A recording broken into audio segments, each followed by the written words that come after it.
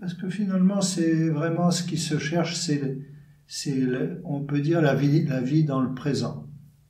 Hein. La vie totalement intégrée dans le présent.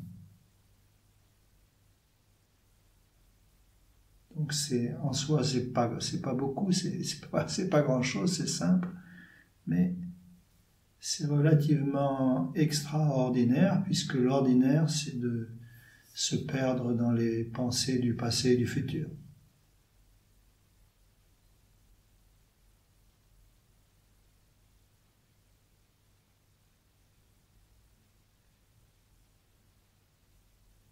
Mais sinon, la vie dans le présent total, comme ça, d'instant en instant, c'est pas compliqué en soi. C'est toujours là.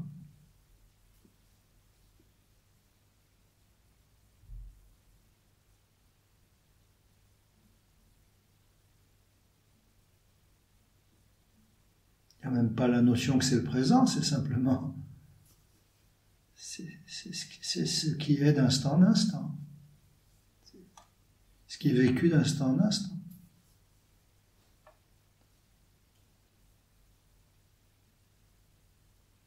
Donc on peut prendre, disons, conscience de tout ce qui nous éloigne de ce vécu. Et ce vécu, lui, il est toujours là, comme le soleil qui est toujours là, même quand il pleut. Il est comme ce vécu est comme en attente d'être intégré, d'être épousé.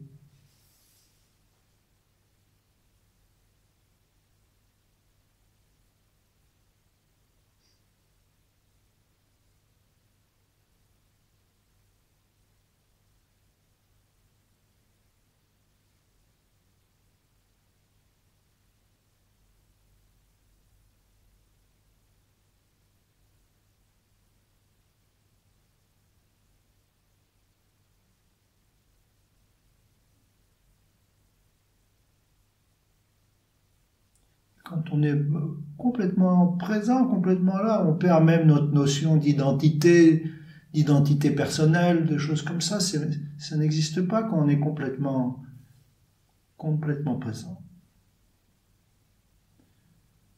On est obligé de faire un effort intellectuel pour se remémorer l'espace, le temps, le nom, la forme. Ça demande comme une sorte d'effort intellectuel, mais qui n'est pas nécessaire. C'est un réflexe, une habitude, mais ça n'est pas une obligation.